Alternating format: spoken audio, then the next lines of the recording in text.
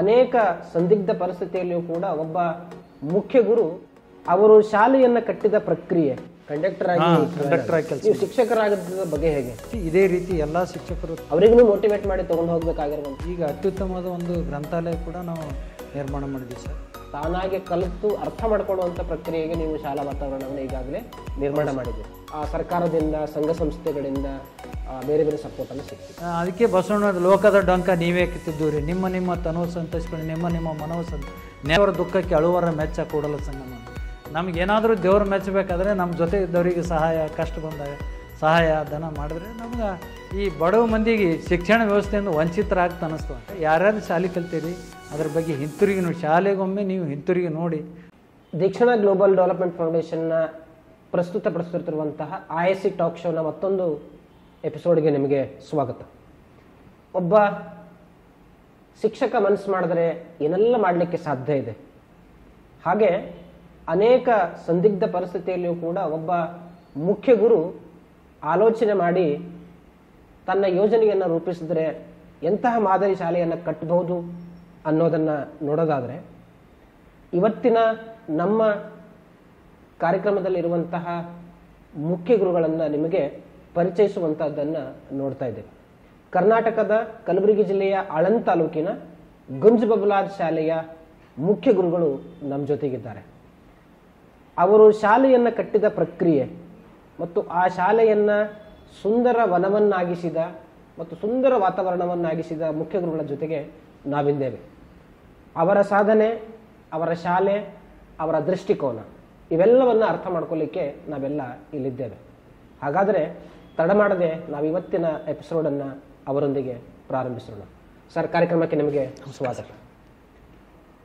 ನಾನು ನಿಮ್ಮ ಶಾಲೆಯನ್ನು ನೋಡಿದ್ದೇನೆ. ಬಹಳ ಅದ್ಭುತವಾಗಿರುವಂಥ ಶಾಲೆಯನ್ನು ಕಟ್ಟಿದ್ದೀರಿ. ಮೊದಲಿಗೆ ನಿಮ್ಮ ಬಾಲ್ಯ ಜೀವನ ಮತ್ತೆ ಯಾಕೆ ನೀವು ಟೀಚರ್ ಆದ್ರಿ ಅನ್ನೋದನ್ನು ನಮಗೆ ಜೊತೆಗೆ ಹೇಳೋದಾದರೆ. ಸರ್, ನಾನು ಆಳಂದ್ ತಾಲೂಕಿನ ಗುಂಜಬಬಲಾದ್ ಗ್ರಾಮದಲ್ಲಿ ಅಲ್ಲಿಯೇ ನಿವಾಸಿ. ಅದು ಒಂದು ಕುಗ್ರಾಮ ಆಗಿತ್ತು. ಆ ಕುಗ್ರಾಮದಲ್ಲಿ ಬರೀ ಕೇವಲ 4ನೇ ತರಗತಿವರೆಗೆ ಶಾಲೆ ಇತ್ತು. ನಮ್ಮ ಜೊತೆ ಓದಿದವರು 7 ಜನ ಮಾತ್ರ ವಿದ್ಯಾರ್ಥಿಗಳಿದ್ದರು. ಅಲ್ಲಿಂದ 7 ಕಿಲೋಮೀಟರ್ ದಾಟಿ ನೋಡೋಕ್ಕೆ ನಡ್ಕೊಂಡು ಕಲಿತಾ ಇದ್ದೇವೆ ಸರ್ ಶಾಲೆ. ಅದಾದ ನಂತರ ನಮ್ಮ ಮನೆಗೆ ಕೂಡ ಬಡತನ ಪರಿಸ್ಥಿತಿ. ಹಾಗಾಗಿ ನಾವು ನಮ್ಮ ತಂದೆ ತಾಯಿ ನಮಗೆ ಕಲಿಸುವ ಸ್ಥಿತಿಯಲ್ಲಿದ್ದಿಲ್ಲ. ಏನೋ ಅನಿವಾರ್ಯವಾಗಿ ಯಾವುದೂ ಸಿಗೋದಿಲ್ಲ ಅನ್ನೋ ಒಬ್ಬರ ಸಹಾಯದಿಂದ ನಾವು TCH ಅನ್ನು ಮಾಡಿದ್ವಿ. ಹಾಗಾಗಿ ಗುಲ್ಬರ್ಗದಲ್ಲಿ ಅಂಥ ಕಠಿಣ ಪರಿಸ್ಥಿತಿಯಲ್ಲೂ ಕೂಡ TCH ಅನ್ನು ಮುಗಿಸಿ ಪುನಃ ಮತ್ತೆ PUC ಓದಿ ಡಿಗ್ರಿಯನ್ನು ಇಲ್ಲೇ SB ಕಾಲೇಜಿನಲ್ಲಿ ಮುಗಿಸಿವಿ ಸರ್. ಮುಗಿಸಿದ ತಕ್ಷಣ ಪುನಃ ಉದ್ಯೋಗದ ದಿಶೆಯಿಂದ ಹುಡುಕಾಡಿದ್ರು ಯಾವುದೇ ಉದ್ಯೋಗ ಸಿಗದ ಕಾರಣ ನಾವು ವಿದೇಶಕ್ಕೆ ಹೋಗಬೇಕು ಅಂಥೇಳಿ ಆಲೋಚನೆ ಮಾಡಿದ್ವಿ. ಅದು ಕೂಡ ಕೈಗೂಡದೇ ಇದ್ದಾಗ ಬೆಂಗಳೂರಿನಲ್ಲಿ ಕಂಡಕ್ಟರ್ ಕೆಲಸವನ್ನಕ್ಕೆ ನಾವು ಅಪ್ಲಿಕೇಶನ್ ಹಾಕಿ ಅಲ್ಲಿ ಬೆಂಗಳೂರಿನಲ್ಲಿ ಕೆಲಸಕ್ಕೆ ಸೇರಿದೆ ಸರ್. ಹಾಗಾಗಿ ಕೆಲಸ ಜೊತೆಯಾಗಿ ನಾನು ಪ್ರಾರಂಭ ಹಂತದಾಗೆ ನಮ್ಮೂರಲ್ಲಿ ಇರುವ ಸಮಸ್ಯೆಗಳ ಬಗ್ಗೆ ನನಗೆ ಭಾಳ ಅರ್ಥವಾಗಿತ್ತು. ಶಾಲೆ ಸಮಸ್ಯೆ ಇತ್ತು, ವೈದ್ಯರಿದ್ದಿಲ್ಲ, ಕಾಲರಾ ರೋಗ ಬರ್ತಿತ್ತು, ಜನ ಊರಿನ ಸಂಪರ್ಕದ ಕೊರತೆ ಇತ್ತು, ಹೆಗಲ ಮೇಲೆ ಬಾಣಂತಿಯರನ್ನ ಹೊತ್ಕೊಂಡು 7 ಕಿಲೋಮೀಟರ್ ಹೊರ್ಸಿನ ಮೇಲೆ ಹಾಕೊಂಡು ಬರ್ತಾಯಿದ್ರು. ಇವೆಲ್ಲ ಅಂಥ ಸಂದರ್ಭದಲ್ಲಿ ನನ್ನ ಹತ್ರ ಒಂದು ಅಂತಃಕರಣ ಅನ್ನೋದನ್ನು ಅವಾಗೇ ಬಂದಿತ್ತು. ಇಲ್ಲಿಂಥ ವೈದ್ಯರನ್ನ ಕರ್ಕೊಂಡು ಹೋಗಿ ಅವರು ಮನೆ ಭಿಕ್ಷೆ ಬೇಡಿ ಅಂಥ ರೋಗಿಗಳ ಉಪಚಾರ ಮಾಡೋದು ನನ್ನ ಕೆಲಸ ಆಗಿತ್ತು. ಬರೀ ಕಲಿಯೋದೇ ನನ್ನ ಉದ್ದೇಶ ಆಗೋದಿಲ್ಲ, ಸಾಮಾಜಿಕ ಕೆಲಸ ಮಾಡೋದು ಕೂಡ ಆಗಿನ ಒಂದು ಪರಿಸ್ಥಿತಿ. ಯಾವಾಗ ನಾನು ಬೆಂಗಳೂರಿನಲ್ಲಿ ಸೇರಿದೆ, ನಾನು ಓದ್ತಾ ಇದ್ದಾಗೆ ಪ್ರಾಮಾಣಿಕತನ ಅನ್ನೋದು, ಸತ್ಯ ಅನ್ನೋದು, ಹೋರಾಟ ಅನ್ನೋದು, ಗಾಂಧೀಜಿಯವ್ರ ಬಗ್ಗೆ, ವಿವೇಕಾನಂದ ಸ್ವಾಮಿಯವ್ರ ಬಗ್ಗೆ, ಭಗತ್ ಸಿಂಗ್ ಬಗ್ಗೆ ಎಲ್ಲ ಒಂದು ಡಿಗ್ರಿಯಲ್ಲಿ ಓದಿದ್ದಂಥ ವಿದ್ಯಾರ್ಥಿಯಾಗಿ ಭಾಳ ಸಾಮಾಜಿಕ ಪ್ರಶ್ನೆಯನ್ನು ಮಾಡಬೇಕು. ಯಾಕೆ ಹೀಗಾಗ್ತದೆ ಭ್ರಷ್ಟಾಚಾರದ ಬಗ್ಗೆ ಪ್ರಶ್ನೆಯನ್ನು ಮಾಡ್ತಾಯಿದ್ದೆ. ಅದೇ ವ್ಯವಸ್ಥೆ ಭ್ರಷ್ಟಾಚಾರದ ವ್ಯವಸ್ಥೆಗೆ ಕಂಡಕ್ಟರ್ ಕೆಲಸವನ್ನು ಸೇರಿದ ತಕ್ಷಣ ನಿಮ್ಮ ಹಾಗೆ ಒಬ್ಬರು ತರಬೇತಿ ಕೊಡುವಾಗ ತಾಯಿ ಮಕ್ಕಳಾಗಿ ಹುಟ್ಟಿದರೆ ಪ್ರಾಮಾಣಿಕವಾಗಿ ಮಾಡಬೇಕು, ತಾಯಿ ಮಕ್ಕಳಾಗಿ ಹುಟ್ಟಲಿದ ಅಪ್ರಾಮಾಣಿಕವಾಗಿ ಕೆಲಸ ಮಾಡೋದು. ಹಾಗಾಗಿ ಪ್ರಾಮಾಣಿಕ ಬೇಕಾದರೆ ತುಂಬ ಕಠಿಣವಾದ ಸವಾಲು ಮತ್ತು ಸಮಸ್ಯೆಗಳು ಬರ್ತವೆ. ಅವನ್ನ ಎದುರಿಸುವ ಕೂಡ ನಮಗೆ ಸಲಹೆಗಳನ್ನು ಕೊಟ್ಟಿದ್ರು. ಅಂದರೆ ಮೂಲತಃ ನೀವು ಒಬ್ಬ ಕಂಡಕ್ಟರ್ ಆಗಿ ಕೆಲಸ. ಶಿಕ್ಷಕರಾಗದ ಬಗ್ಗೆ ಹೇಗೆ? ಶಿಕ್ಷಕರು ಅಲ್ಲಿ ಕಂಡಕ್ಟರ್ ಕೆಲಸ ಮಾಡ್ತಿದ್ದಾಗೆ ಇಲ್ಲಿ ಗೋವಿಂದೇಗೌಡರಿದ್ದ ಕಾಲಕ್ಕೆ ಅಪ್ಲಿಕೇಶನ್ ಕರೆದಿದ್ರು. ಆವಾಗ TCH ಮುಗಿದ ಕಾರಣ ಅಪ್ಲಿಕೇಶನ್ ಅಂಕಗಳ ಆಧಾರದ ಮೇಲೆ ನಮ್ಮನ್ನು ಆಯ್ಕೆ ಮಾಡಿದ್ರು. ಆವಾಗ ನಾವು ಪ್ರಥಮವಾಗಿ 1994ನೇ ಇಸ್ವಿಯಲ್ಲಿ ಏನಪ್ಪ ಅಂದ್ರೆ ಅಣಿಕೇರಿ, ಚಿತ್ತಾಪುರ ತಾಲೂಕು ಅಣಿಕೇರಿ ತಾಂಡದಲ್ಲಿ ಸಹಶಿಕ್ಷಕನಾಗಿ ಕೆಲಸಕ್ಕೆ ಸೇರಿದೆವು. ಅಲ್ಲಿ ಸುಮಾರು 30-40 ವರ್ಷದಿಂದ ಯಾವ ಶಿಕ್ಷಕರಿಲ್ಲದೆ ಬರೆಯೋದಕ್ಕೆ ಬಂದು ಕುಡಿದು ಕೂತು ಹೋಗ್ತಿದ್ದ ಶಾಲೆಯಲ್ಲಿ ಆ ತಾಂಡದಲ್ಲೇ ವಾಸ ಮಾಡಿ ಸುಮಾರು 8 ತಿಂಗಳು ಕೆಲಸ ಮಾಡಿದೆ. ಅಲ್ಲಿ ಕನ್ನಡ ಬರಲಾರಂಥ ಮಕ್ಕಳನ್ನೇ ಕನ್ನಡನ ಕಲಿಸಿದೆ.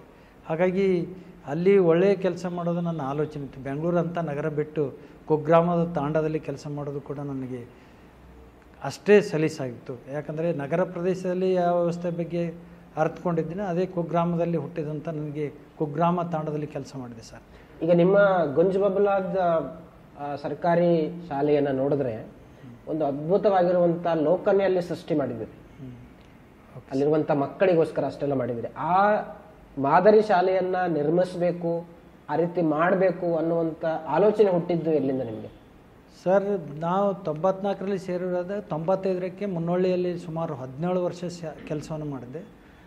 ಅಲ್ಲಿ 10 ವರ್ಷ ನಾನು ಸಹಶಿಕ್ಷಕನಾಗಿ ಅತ್ಯುತ್ತಮವಾಗಿ ಕೆಲಸ ಮಾಡೋದು, ಕಲಿಕೆಯಲ್ಲಿ ತೊಡಗೋದು ನನ್ನ ಕೆಲಸ ಆಯಿತು, ನನ್ನ ಜವಾಬ್ದಾರಿ ಆಯಿತು. ಹೀಗಾಗಿ ಆ ಊರಿನಲ್ಲಿ ಸುಮಾರು 10-12 ವರ್ಷ ಸಹಶಿಕ್ಷಣ ಕೆಲಸ ಮಾಡಿದಾಗ ಅನಿವಾರ್ಯವಾಗಿ ನನಗೆ ಪ್ರಭಾರಿ ಮುಖಗಳಾಗಿ ಅಲ್ಲಿ ನೇಮಕ ಮಾಡಿದ್ರು.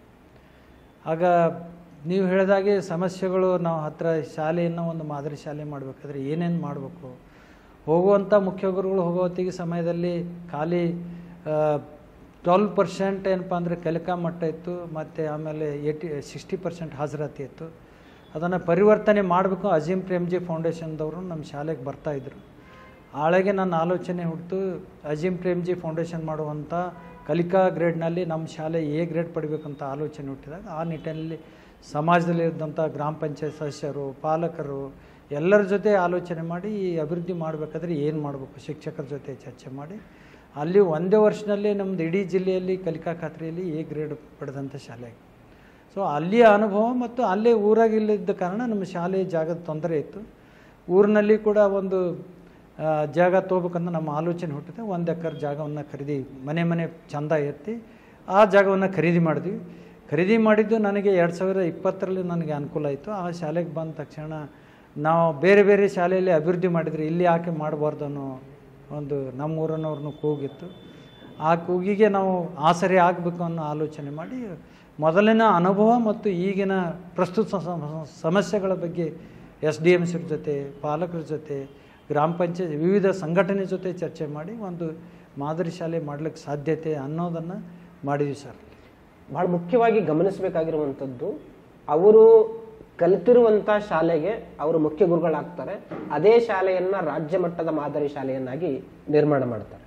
ಈ ಶಾಲೆಯನ್ನು ಅಂದರೆ ಇಷ್ಟೊಂದು ಮಾದರಿ ಶಾಲೆಯನ್ನು ನಿರ್ಮಾಣ ಮಾಡಬೇಕಾದ್ರೆ ನಿಮಗೆ ಸಮಸ್ಯೆಗಳು ತುಂಬ ಬಂದಿರ್ತವೆ. ಯಾವ ರೀತಿಯ ಸಮಸ್ಯೆಗಳು ಬಂದಿವಂತ ನೀವೇನಾದರೂ ಹೇಳೋದಾದ್ರೆ? ಪ್ರಾರಂಭ ಹಂತದಾಗೆ ನಮ್ಮ ದೇಶದಲ್ಲಿ ಒಂದು ನಾಣ್ಣುಡಿ ಅಂತಾರೆ, ಏನಪ್ಪ ಅಂದರೆ ನಮ್ಮನ್ನು ಕಾಲೆಳೋರು ಭಾಳ ಮಂದಿ ಇರ್ತಾರೆ. ಹಾಗಾಗಿ ಮುಂದೆ ಹೋಗ್ಬೇಕನ್ನೋದು ನಮ್ಮ ಗುರಿ ಇರ್ತದೆ. ಆ ಗುರಿ ಹೋಗುವಾಗ ತಗ್ಗುಗಳು ಬಿದ್ದಿರ್ತವೆ, ಹೊಡ್ಡುಗಳು ಬಂದಿರ್ತವೆ. ಅದನ್ನು ಯಾವ ರೀತಿ ಬಗೆಹರಿಸ್ಬೇಕು ಅನ್ನೋದು ನಮ್ಮ ಹತ್ರ ಇರಬೇಕು. ಸಹನೆ ಇರಬೇಕು, ಮತ್ತು ಕಾನೂನಿನ ಅರಿವು ಇರಬೇಕು, ಮತ್ತು ಶಿಕ್ಷಕರ ಒಡನಾಟ ಚೆನ್ನಾಗಿರಬೇಕು. ನಾವು ಪ್ರಾಮಾಣಿಕರಾಗಿರಬೇಕು. ಮೊದಲನೇದಾಗಿ ಪ್ರಾಮಾಣಿಕರಾಗಬೇಕು. ಇನ್ನೊಬ್ಬರಿಗೆ ಪ್ರಾಮಾಣಿಕತನ ಹೇಳಲಿಕ್ಕೆ ಸಾಧ್ಯತೆ ಇದೆ.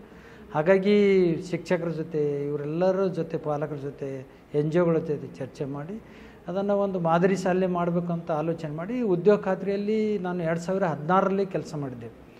ಉದ್ಯೋಗ ಖಾತ್ರಿ ಕೂಡ ಭ್ರಷ್ಟಾಚಾರದ ಬ್ರಹ್ಮಾಂಡವಾಗಿದ್ದಂಥ ಸಮಯದಲ್ಲಿ ಕೂಡ ನಾವು ಜನರಿಗೆ ನನ್ನ ಶಾಲಾ ಅವಧಿಯನ್ನು ಬಿಟ್ಟು ಯಾವ ರೀತಿ ಕೆಲಸ ಮಾಡ್ಬೋದನ್ನು ತೋರಿಸ್ಕೊಟ್ಟಿದ್ದೀವಿ. ಅದೇ ಜನರನ್ನು ನಾನು ಫಸ್ಟ್ 2020 ಡಿಸೆಂಬರಲ್ಲಿ ಬಂದು ಜಾಯ್ನ್ ಆದಾಗ ಸುಮಾರು ಜನರಿಗೆ 400 ಜನರಿಗೆ ಏನಪ್ಪ ಅಂದರೆ ಕೆಲಸ ಕೊಟ್ಟಿದ್ದೀವಿ. ನಮ್ಮ ಶಾಲೆಯಲ್ಲಿ 400 ಜನ 2 ತಿಂಗಳವರೆಗೂ ಅಂದರೆ ಸಿವಿಲ್ ವರ್ಕ್, ಕಟ್ಟಡದ ಕಾಮಗಾರಿ, ಮತ್ತು ಮೈದಾನದ ಕಾಮಗಾರಿ, ಮತ್ತು ಉದ್ಯಾನದ ಕಾಮಗಾರಿ, ಹಲವಾರು ಶಾಲಾ ಕೈತೋಟದ ಕಾಮಗಾರಿಗಳು ಸುಮಾರು ನಾವು 2 ತಿಂಗಳಲ್ಲಿ ಆ ಕೆಲಸವನ್ನು ಮಾಡಿದ್ವಿ ಸರ್. ಹಾಗಾಗಿ ಆ ಉದ್ಯೋಗ ಖಾತ್ರಿ ನಮಗೆ ತುಂಬ ಸಹಾಯ ಆಯಿತು. ಆ ಸಹಾಯ ಆದ ತಕ್ಷಣ ಮತ್ತೆ ಪುನಃ ಕೊರೋನಾ ಇದ್ದ ಸಂದರ್ಭದಲ್ಲಿ ನಾವು ಮಕ್ಕಳನ್ನು ಕಲಿಕೆಯಲ್ಲಿ ಯಾವ ರೀತಿ ತೊಡಗಿಸ್ಬೇಕು ಅನ್ನೋದು ಸರ್ ಮಾನ್ಯ ನಳಿನ ಅತುಲ್ ಸರ್ ಅವರು ಏನಪ್ಪ ಅಂದರೆ ಆಯುಕ್ತರಾಗಿದ್ದರು. ಅವರ ಆದೇಶ ಇಲ್ಲದ್ದು ಕೂಡ ನಾವು ಊರಲ್ಲಿದ್ದ ಕಾರಣ ಏನಪ್ಪ ಅಂದರೆ ಜನರನ್ನು ಮತ್ತು ಮಕ್ಕಳನ್ನು ಪ್ರೇರೇಪಿಸಿ ವಾಟ್ಸಪ್ ಗ್ರೂಪ್ ಮಾಡಿ ಮಕ್ಕಳನ್ನು ಕಲಿಕೆಯಲ್ಲಿ ತೊಡಗಿಸಿ ಸರ್.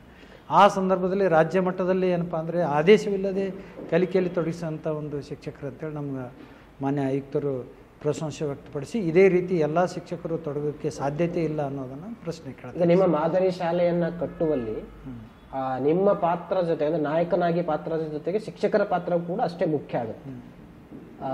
ಈ ಎಲ್ಲ ಶಿಕ್ಷಕರನ್ನ ಅವರ ಉತ್ಸಾಹವನ್ನ ಕಂಟಿನ್ಯೂಸ್ ಇಟ್ಕೊಂಡು ಅವರಿಗೂ ಮೋಟಿವೇಟ್ ಮಾಡಿ ತಗೊಂಡು ಹೋಗ್ಬೇಕಾಗಿರುವಂಥದ್ದು ಮುಖ್ಯ ಗುರುಗಳ ಪಾತ್ರ ಇದೆ. ಶಿಕ್ಷಕರು ಮತ್ತು ನಿಮ್ಮ ಮಧ್ಯೆ ಈ ಶಾಲೆಯನ್ನು ಕಟ್ಟುವಲ್ಲಿ ಹೇಗೆ ಸಹಾಯಕ ಆಯಿತು ಅಂತ ನನಗೆ ಅನಿಸುತ್ತೆ. ತುಂಬ ಒಳ್ಳೆಯ ಪ್ರಶ್ನೆ ಸರ್. ನಾನು ಒಬ್ಬನೇ ಮಾಡಿದ್ರೆ ಸಾಲೋದಿಲ್ಲ. ನಾವು ಯಾರನ್ನ ನಮ್ಮ ದೃಷ್ಟಿ ಚೆನ್ನಾಗಿರ್ಬೇಕು. ಅವ್ರು ಎಷ್ಟು ಕೆಟ್ಟವರಿದ್ರು ನಮ್ಮ ದೃಷ್ಟಿ ಚೆನ್ನಾಗಿದ್ದೆ ಒಳ್ಳೆಯ ಕೆಲಸ ಮಾಡಿದ್ರೆ ಎಲ್ಲರಿಗೂ ಒಳ್ಳೆಯದಾಗುತ್ತೆ. ತಾವು ಕೂಡ ನಮಗೆ ಸಪೋರ್ಟ್ ಮಾಡಿರಿ. ನಾನಾದರೂ ಎಲ್ಲಾದರೂ ಕೆಟ್ಟ ಕೆಲಸ ಮಾಡ್ತಾರೆ ನೀವು ನಮ್ಮನ್ನು ತೋರಿಸಿ ಅದನ್ನು ಒಪ್ಕೊಳ್ತೆ. ದಯಮಾಡಿ ನಿಮ್ಮ ಕೈ ಮುಗಿದು ಕೇಳ್ಕೊತೀವಿ, ಸಹಾಯ ಮಾಡಿ, ಮಕ್ಕಳಿಗೋಸ್ಕರ ಸಹಾಯ ಮಾಡಿ ಅನ್ನೋ ಒಂದು ದೃಷ್ಟಿ ಇಟ್ಕೊಂಡು ಅವರು ಸಹಾಯ ನಮಗೆ ತುಂಬ ಸಹಾಯ ಮಾಡಿದೆ ಸರ್. ಅವರು ಸಹಾಯ ಮಾಡಿದ ಕಾರಣ ಇವತ್ತು ನಾವು ರಾಜ್ಯ ಮಟ್ಟದಲ್ಲಿ ಸ್ವಾಭಿಮಾನಿ ಶಾಲೆ ಅಂಥೇಳಿ 2021-22ನೇ ಸಾಲಿನಲ್ಲಿ ಮಾನ್ಯ ಮಾಜಿ ಮುಖ್ಯಮಂತ್ರಿ ಬಸವರಾಜ ಬೊಮ್ಮಾಯಿಯವರು ಮತ್ತು ನಾಗೇಶರು ನಮ್ಮನ್ನು ಸನ್ಮಾನಿಸಿ 5 ಲಕ್ಷ ಬಹುಮಾನ ರೂಪದಲ್ಲಿ ಹಣವನ್ನು ನಮ್ಮ ಶಾಲೆ ಕೊಟ್ಟಿದ್ದೆ ಸರ್. ಈಗ ನಿಮ್ಮ ಶಾಲೆಯ ಅಭಿವೃದ್ಧಿಯಲ್ಲಿ ಸಮುದಾಯದ ಮತ್ತು ಪಾಲಕರ ಪೋಷಕರ ಪಾತ್ರವೂ ಕೂಡ ಮುಖ್ಯವಾಗಿರ್ತದೆ. ಅವರನ್ನು ಹೇಗೆ ತೊಡಗಿಸಿಕೊಂಡಿರಿ ಅನ್ನೋದನ್ನ ನಮ್ಮ ಜೊತೆಗೆ ಶೇರ್ ಮಾಡೋದಾದ್ರೆ ಸರ್, ಭಾಳ ನಾವು ಯಾವಾಗಲೂ ಕೇವಲ ಒಂದು ಶಾಲೆ ಅಭಿವೃದ್ಧಿ ಕೇವಲ ಮುಖ್ಯಗಳಿಂದ ಶಿಕ್ಷಕರಿಂದ ಸಾಧ್ಯತೆ ಆಗೋದಿಲ್ಲ. ಸಮುದಾಯದ ವಿಶ್ವಾಸನ ಗಳಿಸೋದು ಭಾಳ ಮುಖ್ಯ ಅದ.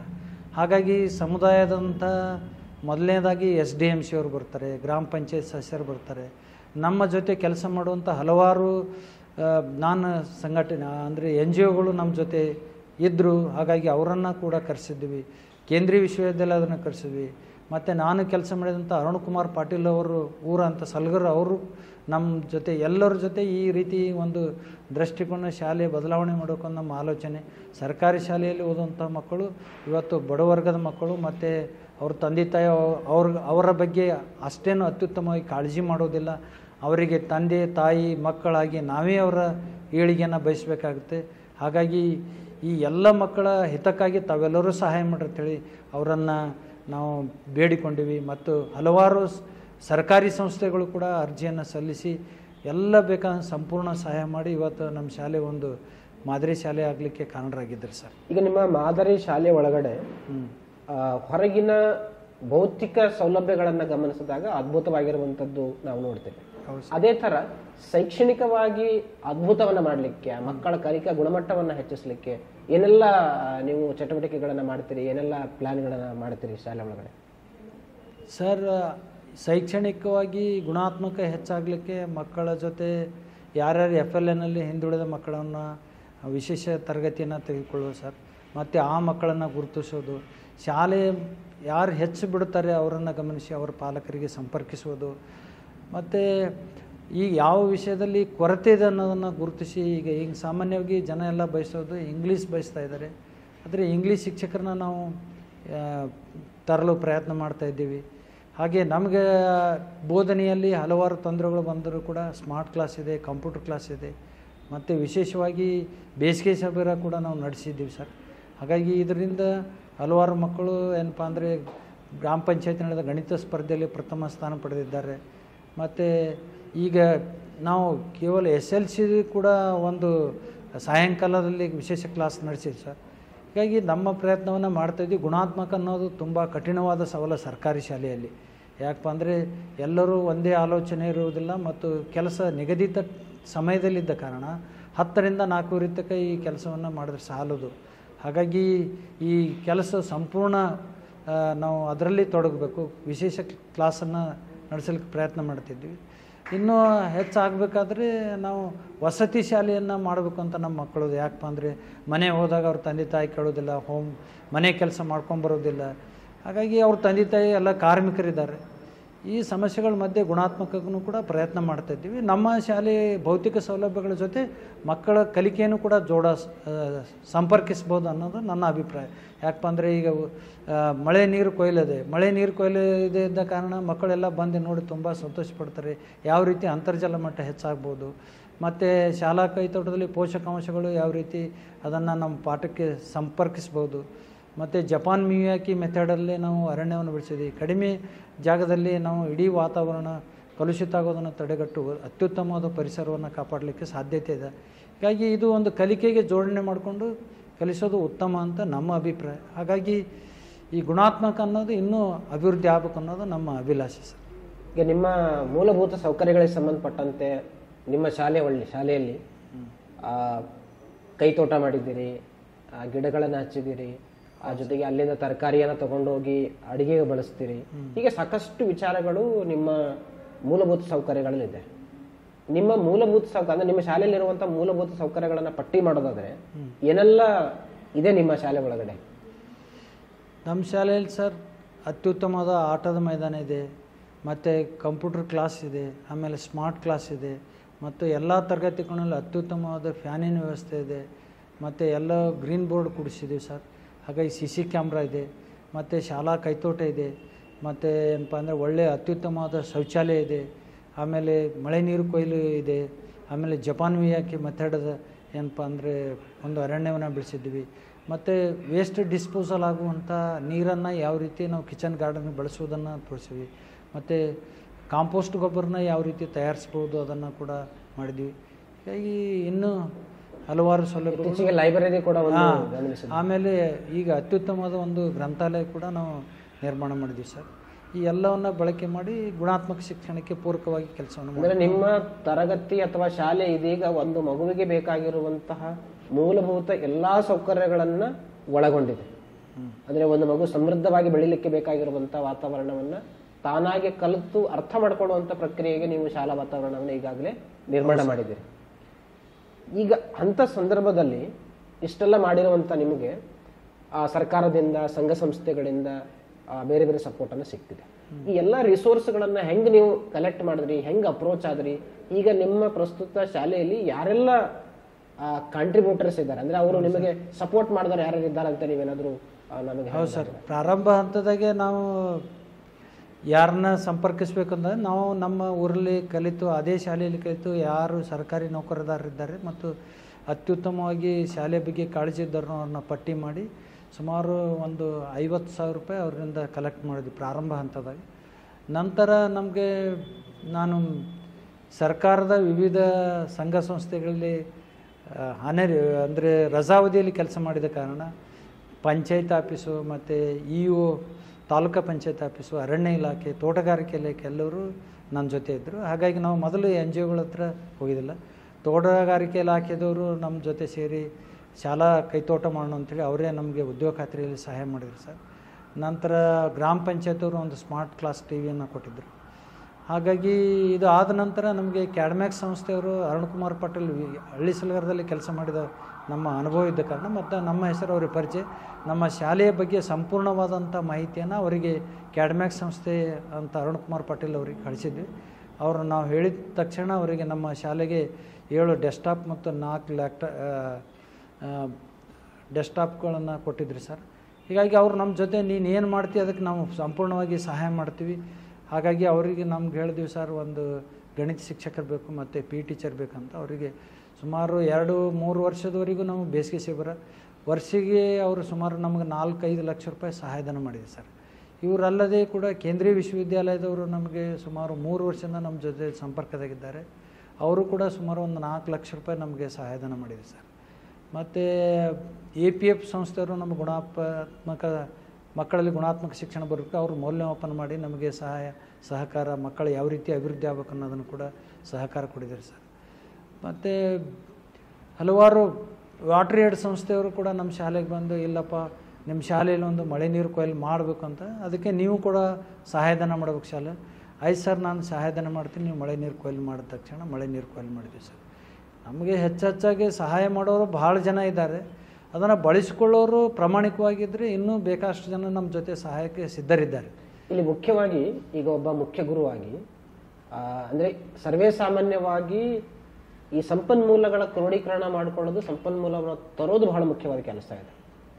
ಈಗ ನೀವು ಒಬ್ಬ ಮುಖ್ಯ ಗುರುವಾಗಿ ಇನ್ನುಳಿದಂಥ ಈ ಪಾಡ್ಕಾಸ್ಟನ್ನು ನೋಡುವಂಥ ಮುಖ್ಯ ಗುರುಗಳಿಗೆ ಏನು ಅಡ್ವೈಸ್ ಮಾಡಲಿಕ್ಕೆ ಇಷ್ಟಪಡ್ತೀರಿ? ಅಂದರೆ ಹೇಗೆ ಅಪ್ರೋಚ್ ಆದರೆ ನಮಗೆ ರಿಸೋರ್ಸ್ ಸಿಗ್ತದೆ ಅಂತ ನಿಮಗೆ ಅನಿಸುತ್ತೆ?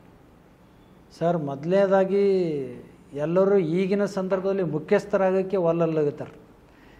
ಕಾರಣ ಹಲವಾರು ಇದ್ದಾಗಿ ಕೂಡ ನಾನು ಮುಖ್ಯಸ್ಥನಾಗಿ ಯಾವ ರೀತಿ ಕೆಲಸ ಮಾಡ್ಬೋದು, ಒಂದು ಬಚ್ಚಲಲ್ಲಿದ್ದಂಥ ಗುಲಾಬಿ ಹೂ ಕೂಡ ಅರಳಲಿಕ್ಕೆ ಸಾಧ್ಯ ಇದೆ ಅನ್ನೋದನ್ನು ನಾವು ಮಾಡಲಿಕ್ಕೆ ಮನಸ್ಸು ಮಾಡಿದರೆ ಮಾಡ್ಬೋದು.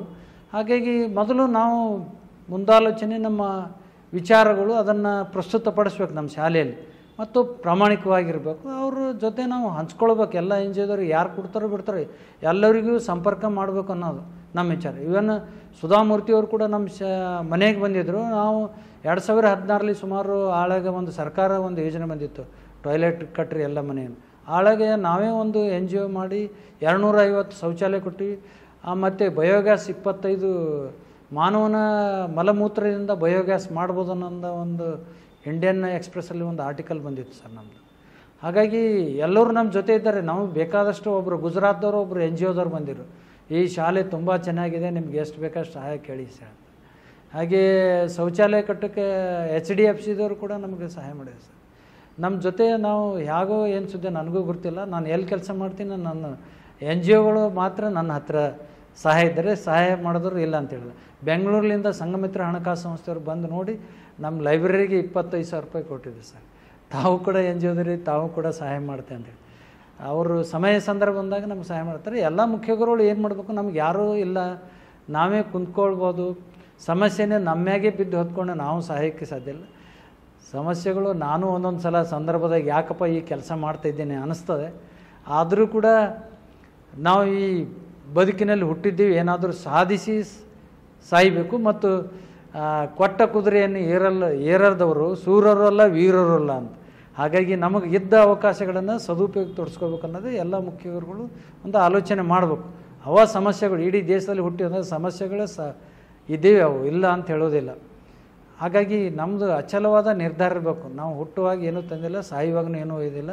ಈ ಎರಡರ ಮಧ್ಯೆ ಕಷ್ಟ ಸುಖ ಒಂದು ಭಾವನೆಗಳು ಅಷ್ಟೇ ಅಂದ್ಕೊಂಡೇ ನಮ್ಮ ಬದುಕು ಕಟ್ಕೋಬೇಕು. ಮುಖ್ಯಗುರುಗಳಾದವರು ಯಾವುದೇ ಸಂದರ್ಭದಲ್ಲಿ ಕಾನೂನು ಬಿಟ್ಟು ಹೋಗಬಾರ್ದು ಮತ್ತು ಪ್ರಾಮಾಣಿಕತನ ಇರಬೇಕು. ಮತ್ತು ಆ ಕೆಲಸಕ್ಕಾಗಿ ನಾನು ಹಗಲು ಇರುಳು ದುಡಿಯುವ ಒಂದು ಮನೋಭಾವನೆ ಇದ್ದಾಗ ಮಾತ್ರ ಈ ಸಾಧನೆ ಸಾಧ್ಯ. ಅಂದರೆ ನಮಗೆ ಶಾಲೆಗಳ ಅಭಿವೃದ್ಧಿ ಮಾಡಲಿಕ್ಕೆ ರಿಸೋರ್ಸ್ನ ಕೊರತೆ ಇಲ್ಲ, ವ್ಯಕ್ತಿಗಳ ಕೊರತೆ ಇಲ್ಲ, ನಮ್ಮ ಮನೋಭಾವದ ಕೊರತೆ ಇದೆ. ನಮ್ಮ ಮನೋಭಾವ ಬದಲಾವಣೆ ಆದರೆ ನಾವು ಶಾಲೆಗಳನ್ನು ಬದಲಾವಣೆ ಮಾಡಬಹುದು. ಹೌದು ಸರ್. ಈಗ ಇಷ್ಟೆಲ್ಲ ಮಾಡಿರುವಂಥ ನಿಮಗೆ ಸರ್ಕಾರದಿಂದ ಅಥವಾ ಸರ್ಕಾರೇತರ ಸಂಸ್ಥೆಗಳಿಂದ ಏನೆಲ್ಲ ಪ್ರಶಸ್ತಿಗಳು ನಿಮ್ಮ ಶಾಲೆಗೆ ಬಂದಿವೆ ಮತ್ತು ನಿಮಗೆ ಬಂದಿವೆ ಅಂತ ನೀವು ಹೇಳೋದಾದರೆ? ಸರ್, ನಾನು ಮುನ್ನೋಳಿಯಲ್ಲಿ ಕೆಲಸ ಮಾಡಿದಾಗ ನಾನು ಯಾವತ್ತೂ ಸಮಯಕ್ಕೆ ಬೆಲೆ ಕೊಟ್ಟು ಮತ್ತು ಸಮಯದ ಅವಧಿ ನಂತರ ಕೆಲಸ ಮಾಡಿದ್ದೆ. ಅಲ್ಲಿ ಮುನ್ನೋಳಿಯಲ್ಲಿ ತಾಲೂಕು ಮಟ್ಟ ಅತ್ಯುತ್ತಮ ಶಿಕ್ಷಕ ಪ್ರಶಸ್ತಿ ಕೊಡಿದ್ರು. ಪ್ರಶಸ್ತಿ ಹಿಂದೆ ಹೋದವನು ಅಲ್ಲ, ನಾನು ಅದ್ರ ಬಗ್ಗೆ ಆಲೋಚನೆ ಮಾಡಿದೆ. 2020ಕ್ಕೆ ಮೊನ್ನೆ ಭರತ್ರಾಜ್ ಸರ್ ಅವ್ರು ಬಂದಿದ್ದರು. ಇಷ್ಟೆಲ್ಲ ಒಳ್ಳೆಯ ಕೆಲಸ ಮಾಡಿದವನಿಗೆ ನಿನಗೆ ಜಿಲ್ಲಾ ಮಟ್ಟದ ಪ್ರಶಸ್ತಿ ಅರ್ಜಿ ಹಾಕಲ್ಲ ಅಂತೇಳಿದ ಅರ್ಜಿ ಹಾಕಿದೆ. 2020ರಲ್ಲಿ ನನಗೆ ಜಿಲ್ಲಾ ಮಟ್ಟದ ಅತ್ಯುತ್ತಮ ಪ್ರಶಸ್ತಿ ಕೊಟ್ಟರು. ಹಲವಾರು ಸಂಘ ಸಂಸ್ಥೆಗಳು ಕೂಡ ರಾಜ್ಯ ಮಟ್ಟದ್ದು ಮತ್ತು ಜಿಲ್ಲಾ ಮಟ್ಟದ್ದು ಪ್ರಶಸ್ತಿ ಕೊಟ್ಟಿವೆ ಸರ್. ಪ್ರಶಸ್ತಿ ಅನ್ನೋದು ಭಾಳ ಮುಖ್ಯ ಅಲ್ಲ, ನಮ್ಮ ಕೆಲಸ ಅನ್ನೋದು ಕೆಲಸವೇ ದೇವರು. ನನ್ನ ದೇವರಂದರೆ ಕೆಲಸನೇ, ಅದಕ್ಕೆ ಬಿಟ್ಟು ಬೇರೆ ಕೆಲಸದ ಕರೆಗೆ ಬಂದರೆ ನಾನು ಯಾವತ್ತೂ ಸದಾ 12 ಗಂಟೆ 24 ಗಂಟೆ ಸಿದ್ಧರಾಗಿರ್ತೀವಿ ಅನ್ನೋದು ನಮ್ಮ ಪ್ರಶಸ್ತಿ ಭಾಳ ಮುಖ್ಯ ಅಲ್ಲ. ಅವು ಬರ್ತಾವೆ ಹೋಗ್ತಾವೆ ಅಷ್ಟೇ. ಬಂದಾಗ ಸ್ವೀಕಾರ ಮಾಡೋದು, ಬರಲಿಲ್ಲ ಅಂದರೆ ಯಾವುದೇ ವ್ಯತ್ಯಯ ಪಟ್ಕೊಂಡು ಕೆಲಸ ಮಾಡೋದು ಅಷ್ಟೇ. ಓಕೆ, ಈಗ ನಿಮ್ಮ ಶಾಲೆ ಒಳಗಡೆ ಎಂಟ್ರ ಕೊಟ್ಟರೆ ತುಂಬ ಸುಂದರವಾದ ವಾತಾವರಣ ಮತ್ತು ಪ್ರಾಕೃತಿಕ ವಾತಾವರಣ ಈಗಾಗಲೇ ಕಾಣಿಸುತ್ತೆ. ಮೂಲಭೂತ ಸೌಕರ್ಯಗಳನ್ನು ಮಾಡಿದ್ದೀರಿ, ಕಲಿಕೆಯ ವಾತಾವರಣ ನಿರ್ಮಾಣ ಮಾಡಿದ್ದೀರಿ. ಇಷ್ಟೆಲ್ಲ ಮಾಡಿರುವಂಥವ್ರು ನಿಮಗೆ ಇನ್ನು ಮುಂದಿನ 1-2 ವರ್ಷ 3 ವರ್ಷ ಅಂತ ನೋಡಿದ್ರೆ ಏನು ದೃಷ್ಟಿಕೋನವನ್ನು ಇಟ್ಕೊಂಡ್ರಿ ಶಾಲೆಗೆ ಸಂಬಂಧಪಟ್ಟಂತೆ? ಸರ್, ನಾವು ಇವಾಗ ನಮ್ಮ ಶಾಲೆಗೆ ಸಂಬಂಧಪಟ್ಟಂತೆ ಭೌತಿಕ ಸೌಲಭ್ಯಗಳು ಎಲ್ಲ ಸಂಪೂರ್ಣವಾಗಿ ಆಗಿವೆ ಅನಿಸುತ್ತದೆ. ಈಗೇನು ಗುಣಾತ್ಮಕ ಶಿಕ್ಷಣವಾಗಿ ಬದಲಾವಣೆ ಆಗಬೇಕಾದ್ರೆ ನಮಗೆ ಇಂಗ್ಲೀಷ್ ಕೊರತೆಯನ್ನು ಎದ್ದು ಕಾಣ್ತದೆ. ಮತ್ತು ಇನ್ನೂ ನಮ್ಮ ಜೊತೆ ಇದ್ದಂಥ ಸಿಬ್ಬಂದಿಗಳು ನಮ್ಮ ಮನೋಭಾವನೆಗಳನ್ನು ಬದಲಾವಣೆ ಮಾಡ್ಕೊಳ್ಬೇಕು. ಕಾರಣ ಇಷ್ಟಪ್ಪ ಅಂದರೆ ಈ ಸರ್ಕಾರಿ ಶಾಲೆಗಳು ಉಳಿಬೇಕಾದ್ರೆ ಈಗಿದ್ದವರು ಸಮಯ ಮತ್ತು ಸಮಯಕ್ಕೆ ಅವಧಿಗೆ ಲೆಕ್ಕ ಹಾಕದೆ ಹಗಲು ರಾತ್ರಿ ದುಡಿದರೆ ಮುಂದಿನ ಭಾವಿ ಭವಿಷ್ಯಕ್ಕೆ ಸರ್ಕಾರಿ ಶಾಲೆಗಳು ಉಳಿಯುತ್ತವೆ. ಇಲ್ಲದಿದ್ದರೆ ಇದನ್ನು ನಾವೇ ಅನುಭವಿಸ್ಬೇಕು, ನಮ್ಮ ಮಕ್ಕಳನ್ನು ಅನುಭವಿಸ್ತೀವಿ. ಸರ್ಕಾರಿ ಶಾಲೆಗಳು ಹೋದರೆ ಇನ್ನು ಖಾಸಗಿ ಶಾಲೆಗಳಲ್ಲಿ ಇದ್ದು 10-15 ಸಾವಿರ ರೂಪಾಯಿ, ಇವತ್ತು 1 ಲಕ್ಷ ರೂಪಾಯಿ ಸಂಬಳ ಕೊಡ್ತಾರೆ. ನಮ್ಮ ಬದುಕು ಇಡೀ ಎಲ್ಲ ಸರ್ಕಾರಿ ಇದೆ ಸಂಬಳದಿಂದ ಮಾಡ್ತಾಯಿದ್ದೀವಿ. ಹಗಲು ರಾತ್ರಿ ದುಡಿದಾಗ ಮಾತ್ರ ಇದನ್ನು ಕೆಲಸ ಆಗಕ್ಕೆ ಸಾಧ್ಯ ಇದೆ. ಈಗ ಶಾಲಾ ಶಿಕ್ಷಣ ಇಲಾಖೆ ಅಥವಾ ಶಾಲೆ ಅಂತ ನೋಡಿದಾಗ, ಸ್ಪೆಷಲಿ ಕಲಬುರಗಿಯಂತಹ, ಆಳಂದ ತಾಲೂಕಂತಹ ಅಥವಾ ಇದನ್ನೆಲ್ಲ ನೋಡಿದಾಗ ತುಂಬ ಸಮಸ್ಯೆಗಳು ನಾವು ಎದುರಿಸ್ತೇವೆ. ಓಕೆ, ಒಬ್ಬ ಸರ್ಕಾರಿ ಶಾಲೆ ಶಿಕ್ಷಕನಾಗಿ, ಮುಖ್ಯ ಗುರುಗಳಾಗಿ ಎಲ್ರಿಗೂ ನೀವು ಸಲಹೆ ಕೊಡೋದಾದರೆ, ಅಂದರೆ ನಮ್ಮ ಎಲ್ಲ ಆಡಿಯನ್ಸಿಗೆ, ನಮ್ಮ ಪ್ರೇಕ್ಷಕರಿಗೆ ಸಲಹೆ ಕೊಡೋದಾದರೆ ಏನು ಸಲಹೆಗಳನ್ನು ಕೊಡಲಿಕ್ಕೆ ಬಯಸ್ತೇವೆ? ಒಬ್ಬ ಮುಖ್ಯ ಗುರುವಾಗಿ, ಶಿಕ್ಷಕರಾಗಿ ಇತರೆ ಶಾಲೆಗಳ ಶಿಕ್ಷಕರಿಗೆ ಮತ್ತು ಮುಖ್ಯ ಗುರುಗಳಿಗೆ ಯಾವ ರೀತಿಯ ಸಲಹೆಗಳನ್ನು ಕೊಡ್ತೀರಿ? ಮುಖ್ಯ ಗುರುಗಳಾಗಿ ಬೇರೆಯವರು ಯಾವ ರೀತಿ ಕೆಲಸ, ಮುಖ್ಯ ಗುರುಗಳಾಗೋದೇ ದೊಡ್ಡ ಕಷ್ಟವಾದ ಕೆಲಸ. ಎಲ್ಲರೂ ಹಿಂಜರಿತಾರೆ. ಕಾರಣ ಏನಪ್ಪ ಅಂದರೆ ಸಮಸ್ಯೆಗಳ ಮಧ್ಯಕ್ಕೆ ಯಾವ ರೀತಿ ಕೆಲಸ ಮಾಡಬೇಕು ಅನ್ನೋದು ಉಪಾಯಗಳು ಇಲ್ಲದ ಕಾರಣ, ತಂತ್ರಗಳು ಇಲ್ಲದ ಕಾರಣ ಜನರು ಹಿಂಜರಿಕೆ, ಶಿಕ್ಷಕರಾದವರು ಸಲಹೆಗಳನ್ನು ಕೊಡ್ತಾರೆ. ಹಾಗಾಗಿ ಅವರಿಗೇನು ನೀವು ಯಾವುದೇ ಭಯ ಬೀಳಕ್ಕೆ ಹೋಗ್ಬಾರ್ದು. ಮೊದಲನೇದು ಯಾಕಪ್ಪ ಅಂದರೆ ಸಮಾಜದಲ್ಲಿ ಎಲ್ಲರೂ ಕೆಟ್ಟವರಿಲ್ಲ, ಎಲ್ಲರೂ ಒಳ್ಳೆಯವರಿಲ್ಲ. ಹಾಗಾಗಿ ಯಾವುದೋ ಅಂದರೆ ಬಚ್ಚಲ ನೀರಲ್ಲಿ ಗುಲಾಬಿ ಹೂವು ಕೂಡ ಅರಳಲಿಕ್ಕೆ ಸಾಧ್ಯತೆ ಅನ್ನೋದು ಪ್ರಕೃತಿ ನಮ್ಮ ಜೊತೆ ಕಲಿಸ್ತದೆ. ಹಾಗಾಗಿ ಮುಖ್ಯ ಗುರುಗಳಾದವ್ರು ಏನು ಮಾಡಬೇಕು, ಸಮಾಜದ ಜೊತೆ ಒಳ್ಳೆಯ ಸಂಪರ್ಕವನ್ನು ಇಟ್ಕೋಬೇಕು, ಇಲಾಖೆ ಜೊತೆ ಸಂಪರ್ಕವನ್ನು ಇಟ್ಕೋಬೇಕು. ಮತ್ತು ಕಾನೂನು ಬಿಟ್ಟು ಯಾವುದೇ ಕೆಲಸ, ಕಾನೂನು ನಮ್ಮನ್ನು ಯಾವತ್ತೂ ರಕ್ಷಣೆ ಮಾಡ್ತಾ ಇರ್ತದೆ. ಒಂದು. ಎರಡನೇದು ಏನಪ್ಪ ಅಂದರೆ ಜನರ ಮತ್ತು ಪಾಲಕರ ವಿಶ್ವಾಸವನ್ನು ನಾವು ಗಳಿಸ್ತಾ ಇರಬೇಕು. ಆಗ ಮಾತ್ರ ನಾವು ಅತ್ಯುತ್ತಮವಾಗಿ ಮುಖ್ಯ ಗುರುಗಳು ಆಗ್ಲಿಕ್ಕೆ ಸಾಧ್ಯತೆ ಇದೆ. ಇವು ಇಲ್ಲದೆ ಕೂಡ ಮುಖ್ಯ ಗುರುಗಳು ಮಾಡೋದು ಕೆಟ್ಟ ಕೆಲಸ. ಪ್ರಾಮಾಣಿಕತನ ಅನ್ನೋದು ಇರಬೇಕು. ಯಾಕಂದರೆ ಜನರು ಪ್ರಾಮಾಣಿಕತನ ಅನ್ನೋದು ಬೇಗ ಗುರುತಿಸೋದಿಲ್ಲ. ಆದಾಗ್ಯೂ ಕೂಡ ನಮ್ಮ ಆತ್ಮಸಾಕ್ಷಿಯಾಗಿ ನಾವು ಕೆಲಸವನ್ನು ಮಾಡ್ತಾ ಇದ್ದಾಗ ಮಾತ್ರ ಮುಖ್ಯ ಗುರುಗಳು ಯಶಸ್ವಿಯಾಗಿ ಮುಖ್ಯ ಗುರುಗಳು ಆಗಿ ಮಾಡಿ. ನಿಮ್ಮ ಪ್ರಕಾರ ಮಗು ಕಲಿಕೆಯಲ್ಲಿ ಹೇಗೆ ತೊಡಗಿಸ್ಕೊಳ್ಳುತ್ತೆ? ಸರ್, ನಾನು ಸುಮಾರು 25 ವರ್ಷದವರೆಗೂ ಕೂಡ ಕಲಿಕೆಯಲ್ಲಿ ತೊಡಗಿಸ್ಕೊಂಡಿದ್ದಾನೆ ಇದ್ದೇನೆ. ಹಾಗಾಗಿ ಮುಖ್ಯ ಗುರುಗಳಾಗಿ ಇದರಿಂದ ನಾನು ದೂರ ಆಗಿದ್ದೇನೆ ಅನಿಸ್ತದೆ ನನಗೆ. ಮಗುವಿಗೆ ಕಲಿಸ್ಬೇಕಾದ್ರೆ ನಾನು ಏನು ಹೇಳಬೇಕಂದಿನ ವಿಷಯ ಅದರ ಬಗ್ಗೆ ಸಂಪೂರ್ಣ ಜ್ಞಾನವನ್ನು ಪಡ್ಕೊಂಡು ಮಕ್ಕಳು ಕಲಿತು ನನ್ನ ಹಾಗೆಯೇ ಬೋರ್ಡ್ನಲ್ಲಿ ಬಂದು ಇನ್ನೊಬ್ಬರ ಮಗುವಿಗೆ ಕಲೀಲಿಸಕ್ಕೆ ಸಾಧ್ಯತೆ ಅನ್ನೋದು ಅಂದಾಗ ಮಾತ್ರ ಆ ಕಲಿಕೆ ಪೂರ್ಣ ಆಗ್ತದೆ. ಯಾಕಂದರೆ ಗಣಿತ ಈಗ ನಾವನ್ನು ಒಂದು ಸಿಡಿಯಲ್ಲಿ ನಿಂತು ಏರಿಕೆ ಕ್ರಮ ಇಳಿಕೆ ಕ್ರಮ ಎಲ್ಲ ಮಕ್ಕಳಿಗೆ ಅನುಭವಜನ್ಯವಾಗಿ ಮಾಡಿದೆವು ಅಂದರೆ ಮಗು ಕಲಿಕೆ ಅನ್ನೋದು ಅವರು ಎಲ್ಲಿವರೆಗೆ ಜೀವಂತರ ಅಲ್ಲಿವರೆಗೂ ಅದು ಜೀವಂತವಾಗಿರ್ತದೆ.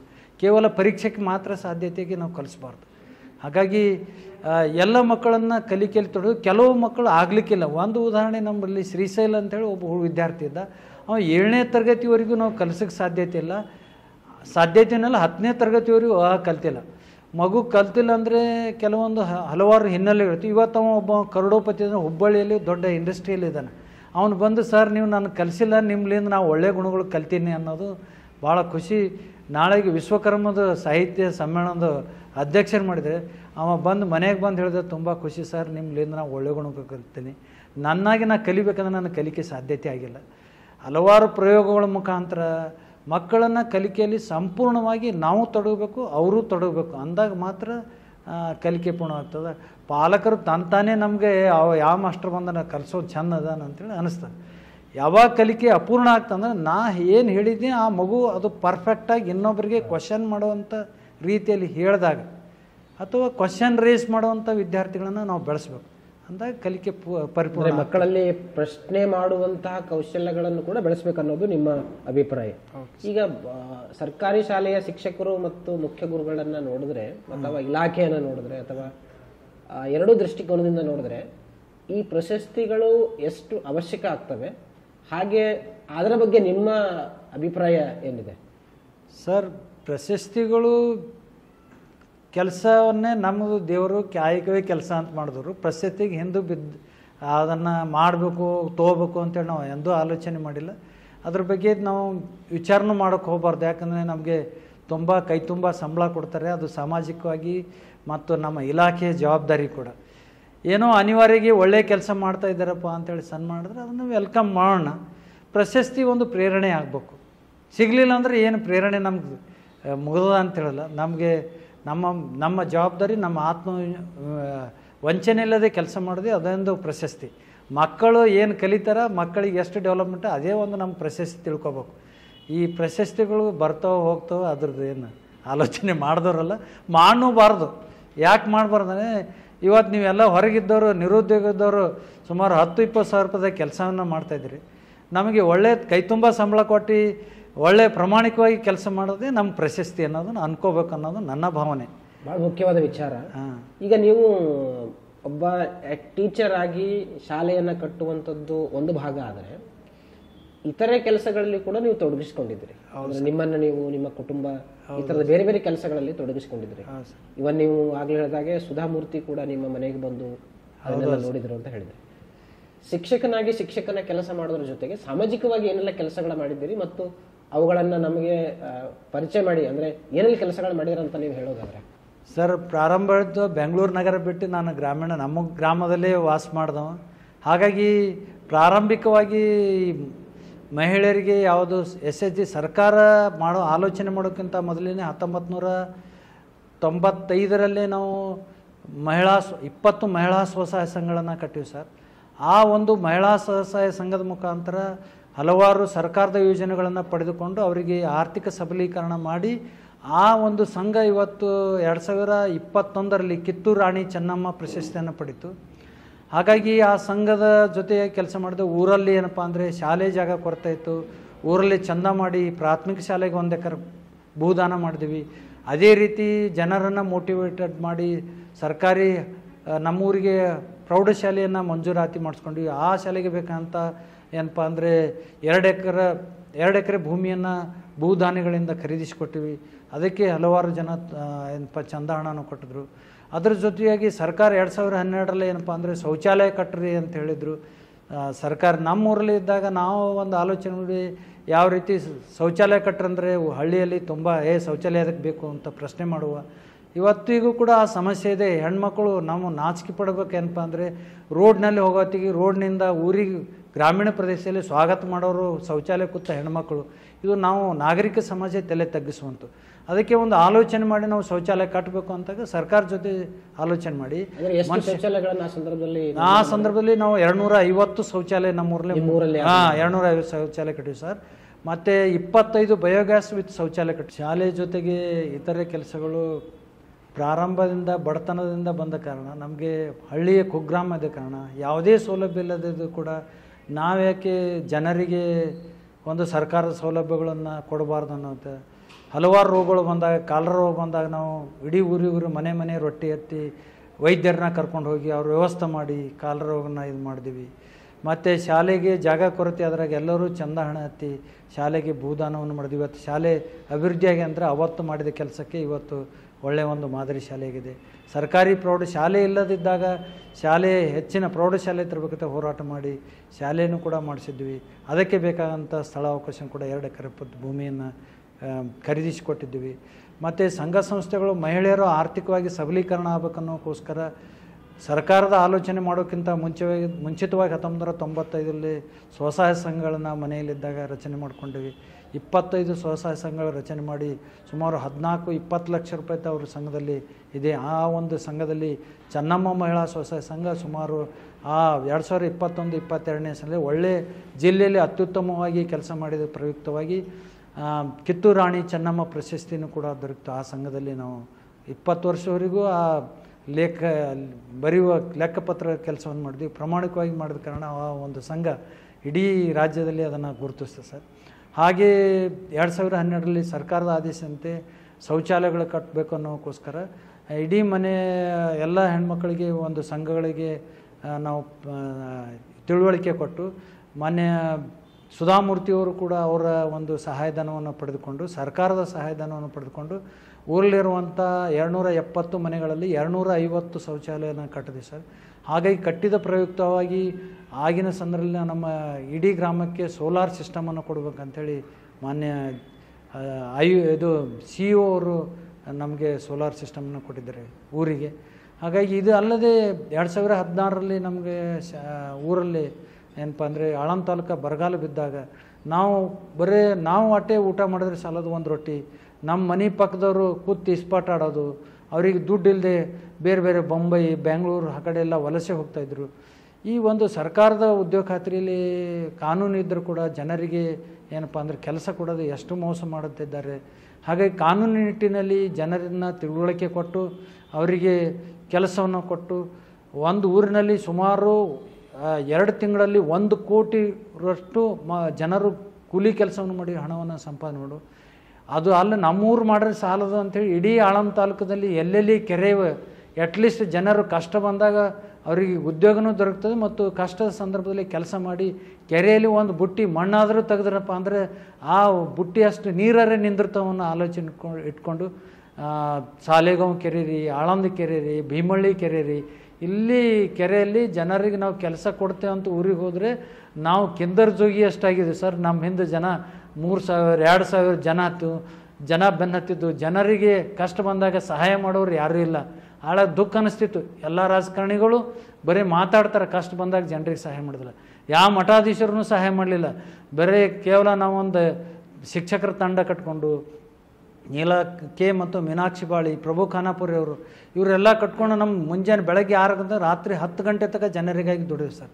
ಅದು ದುಡಿದೀವಿ ಅನ್ನೋ ನಮ್ಮ ಸಾಮಾಜಿಕ ಜವಾಬ್ದಾರಿ ಇದೆ ಸರ್. ನಾವು ಹುಟ್ಟಿದ್ದೀವಿ, ನಮ್ಮ ಜೊತೆ ಇದ್ದಂಥ ಜನರು ಕೂಡ ಸುಖವಾಗಿರ್ಬೇಕು, ಒಂದು ರೊಟ್ಟಿ ಸಿಗಬೇಕು ಅನ್ನೋ ಆಸೆಯನ್ನು ಮಾಡಿದ್ವಿ ಹೊರತು ಯಾವುದೇ ನಮ್ಮದು ಬೇರೆ ಪ್ರಶಸ್ತಿ ಬರಲಿ, ನಮ್ಗೆ ಆದಾಯ ಬರಲಿ ಅಂಥೇಳಿ ಮಾಡಿಲ್ಲ. ಈ ಕೆಲಸಗಳು ಮಾಡಿದ ಅನುಭವ ಅದರ ಬಗ್ಗೆ ನಾವು ಎಲ್ಲರೂ ಸಾಮಾಜಿಕವಾಗಿ ಮಾಡಬೇಕು. ಇನ್ನು ತಿಳಿದವರು ಬರೇ ಮಾತನಾಡಿದ್ರೆ ಸಾಲದು, ಅದು ಕೃತಿಗೆ ಇಳಿಬೇಕು ಅಂದಾಗ ಕೆಟ್ಟದಿದೆ ಅಂತ ಹೇಳೋದಕ್ಕಿಂತ ಅದನ್ನು ಕೃತಿಯಿಂದ ಒಳ್ಳೆಯ ಕೆಲಸ ಮಾಡಿದ್ರೆ ಅದನ್ನು ಅದಕ್ಕೆ ಬಸವಣ್ಣದ ಲೋಕದ ಡೊಂಕ ನೀವೇ ಕಿತ್ತಿದ್ದೂರಿ, ನಿಮ್ಮ ತನುವು ಸಂತೈಸ್ಕೊಂಡು ನಿಮ್ಮ ಮನವು ನೆರೆಮನೆಯವರ ದುಃಖಕ್ಕೆ ಅಳುವರ ಮೆಚ್ಚ ಕೂಡಲ ಸಂಗಮ. ನಮಗೇನಾದರೂ ದೇವ್ರು ಮೆಚ್ಚಬೇಕಾದ್ರೆ ನಮ್ಮ ಜೊತೆ ಇದ್ದವರಿಗೆ ಸಹಾಯ, ಕಷ್ಟ ಬಂದಾಗ ಸಹಾಯ ಧನ ಮಾಡಿದ್ರೆ ನಮ್ಗೆ ಒಂದು ಒಳ್ಳೆಯ ನೆಮ್ಮದಿನೂ ಸಿಗ್ತದೆ, ನಮ್ಗೆ ತೃಪ್ತಿನೂ ಸಿಗ್ತದೆ. ಅಂದರೆ ನಿಮ್ಮ ಶಿಕ್ಷಕನ ಬದುಕಿನ ಜೊತೆಗೆ ಸಾಮಾಜಿಕ ಬದುಕಿನಲ್ಲಿ ಕೂಡ ತುಂಬ ಕೆಲಸಗಳನ್ನು ಮಾಡಿದ್ದೀರಿ ಅನ್ನೋದು ಇದ್ರ ಮೂಲಕ ನಮಗೆ ಗೊತ್ತಾಗುತ್ತೆ. ಈಗ ನಮ್ಮ ಈ ಮಾತುಕತೆಯ ಕೊನೆ ಭಾಗಕ್ಕೆ ನಾವು ಬಂದಿದ್ದೀವಿ. ಹೌದು ಸರ್. ನಿಮ್ಮಿಂದ ಸಾರ್ವಜನಿಕರಿಗೆ, ಶಿಕ್ಷಕರಿಗೆ, ಇಲಾಖೆಗೆ, ಶಿಕ್ಷಕರಿಗೆ ಅಥವಾ ಮುಖ್ಯ ಗುರುಗಳಿಗೆ ಅಥವಾ ಯುವಕರಿಗೆ ಏನು ಅಂದರೆ ಈ ಬದುಕಿಗೆ ಸಂಬಂಧಪಟ್ಟಂತೆ ಏನು ಸಲಹೆಗಳನ್ನು ಕೊಡಲಿಕ್ಕೆ ಇಷ್ಟಪಡ್ತೀರಿ? ಪ್ರಾರಂಭಿಕವಾಗಿ ನಾನು ಇಲಾಖೆಯಲ್ಲಿ ಇದ್ದ ಕಾರಣ ಆತ್ಮೀಯ ಎಲ್ಲ ಶಿಕ್ಷಕ ಬಂಧುಗಳಿಗೆ ವಿನಂತಿ ಮಾಡ್ತಾ ಇದ್ದೇನೆ. ರೈತ ಹಾಗೆ ದೇಶದ ಬೆನ್ನೆಲುಬು. ಈ ದೇಶದ ತಿಳುವಳಿಕೆ ಕೊಡುವಂಥ ವರ್ಗ ಯಾವುದು? ಗುರುವರ್ಗ.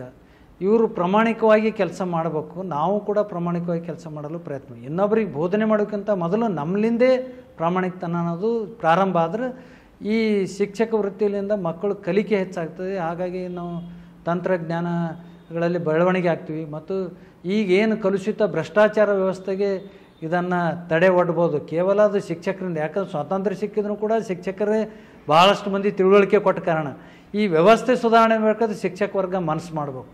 ನಿಮ್ಗೆ ಸಂಬಳ ಎಷ್ಟು ಕೊಡ್ತಾರೋ ಬೇಜಾರು ಪಟ್ಕೋಬೇಡ್ರಿ.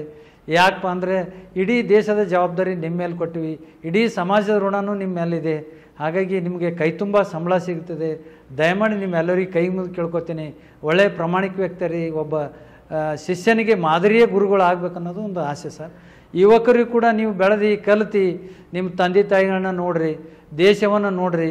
ಸಮಾಜದಲ್ಲಿ ಅನಿಷ್ಟಗಳಿದೆ, ಭ್ರಷ್ಟಾಚಾರ ಇದೆ, ಏನೇನೋ ನಂಬಿಕೆಗಳಿಂದ ಜನ ಬಿದ್ದು ಅವ್ಯವಸ್ಥೆಯನ್ನು ತೊಡಗ್ತಾ ಇದ್ದೀರಿ. ಇದು ಯಾವುದೂ ಆಗೋದಿಲ್ಲ. ನಾವು ವೈಚಾರಿಕ ಮತ್ತು ವೈಜ್ಞಾನಿಕ ಮನೋಭಾವನೆ ಬೆಳೆಸ್ಕೊಂಡು ದೇಶದ ಪ್ರಗತಿಗೆ ಯುವಕರೆಲ್ಲ ಅಣಿಮಣಿಬೇಕು. ಒಂದು ರಸ್ತೆಯಲ್ಲಿ ಬಿದ್ದ ಬಾಳೆಹಣ್ಣು ತೆಗೆಯುವ ಸೌಜನ್ಯ ಕೂಡ ಇಲ್ಲ. ಎಲ್ಲವೂ ಕೂಡ ಸರ್ಕಾರ ಮಾಡಲಿ ಅಂತ ಅನ್ನೋ ಪ್ರಶ್ನೆ ಬಂದಿದೆ. ಹಳ್ಳಿಯಲ್ಲಿ ಎಷ್ಟೆಷ್ಟೋ ಕೆಲಸಗಳಿರ್ತಾವೆ, ಅವ್ರು ಹೋಗೋ ರಸ್ತೆದಾಗ ಗುಂಡಿಗಳು ಬಿದ್ದಿರ್ತಾವೆ, ಒಂದು ಜರಾನೇ ನಾಲಿ ಮಾಡಿಕೊಟ್ರೆ ನೀರು ಹೋಗ್ತಾವೆ. ಇದು ಕೂಡ ಮನಸ್ಸು ಮಾಡ್ತಾ ಇಲ್ಲ. ಎಲ್ಲವೂ ಯಾರು ಮಾಡ್ಬೇಕು? ಸಾಮಾಜಿಕ ಕೆಲಸ ಯಾರು ಮಾಡ್ಬೇಕು? ಸುಮ್ಮನೆ ನೀವು ಬೇರೆ ಬೇರೆ ಕತೆ ಹೇಳಿ ಅವನೇ ಮಾಡ್ಬೇಕು, ಅವರೇ ಮಾಡ್ಬೇಕು, ಅವ್ರ ಜವಾಬ್ದಾರಿ. ಸರ್ಕಾರ ಅನ್ನೋದು ನಾವೇ. ನಮ್ಮಿದ್ರೆ ಸರ್ಕಾರ ಅಂದ್ರೆ ಇವತ್ತಿನ ಯುವಕರು ತಮ್ಮ ಜವಾಬ್ದಾರಿಗಳನ್ನು ಕೂಡ ನಿರ್ವಹಣೆ ಮಾಡ್ತಾ ಇಲ್ಲ ಸರ್. ಹಾಗಾಗಿ ಎಲ್ಲರೂ ಏನು ಅದು ಅಲ್ಲದೆ ಕೂಡ ಸಮಾಜನೂ ಕೂಡ ಈ ಶಾಲೆಗಳಿಗೆ ಹೆಚ್ಚಿಗೆ ಆದ್ಯತೆ ಕೊಡಬೇಕು. ಎಷ್ಟು ದೇವ್ರ ಗುಡಿಗಳಿಗೆ ಆದ್ಯತೆ ಕೊಡ್ತೀರಿ, ಅವು ದೇವ್ರು ನಮ್ಗೆ ಹೆಂಗೆ ಕೊಡ್ತಾನೆ. ಈ ಶಾಲೆಗೆ ನೀವು ಎಲ್ಲರೂ, ಶಾಲೆನೇ ನಿಜವಾದ ಊರಿನ ದೇವಾಲಯ. ಆ ದೇವಾಲಯಕ್ಕೆ ಎಲ್ಲರೂ ಭಕ್ತಿಯಿಂದ ನಡೆದರು. ಒಂದು ವಿಪರ್ಯಾಸ ಆಗುತ್ತೆ ಅನ್ನೋದು ನನ್ನ ಅಭಿಪ್ರಾಯ. ಏನಪ್ಪ ಅಂದರೆ ವಿಪರ್ಯಾಸ ಆಗುತ್ತಂದರೆ, ಖಾಸಗಿ ಶಾಲೆಗಳು ಹೋಗಿ ಎಲ್ಲ ಪಾಲಕರು ಕೈ ಮುಗಿದು ನಮ್ಮ ಮಕ್ಳಿಗೆ ಚೆನ್ನಾಗಿ ಕಲಿಸ್ರಿ ಅಂತ ಹೇಳ್ತೀರಿ. ಅದೇ ಸರ್ಕಾರಿ ಶಾಲೆಗೆ ಬಂದಾಗೆ ಆ ಶಾಲೆಗೆ ರೊಕ್ಕ ಎಷ್ಟು ಬಂದದ ನಮ್ಗೆ ಕೊಡ್ರಿ, ನಾವು ಯಾಕೆ ಪಾಲಿಲ್ಲ.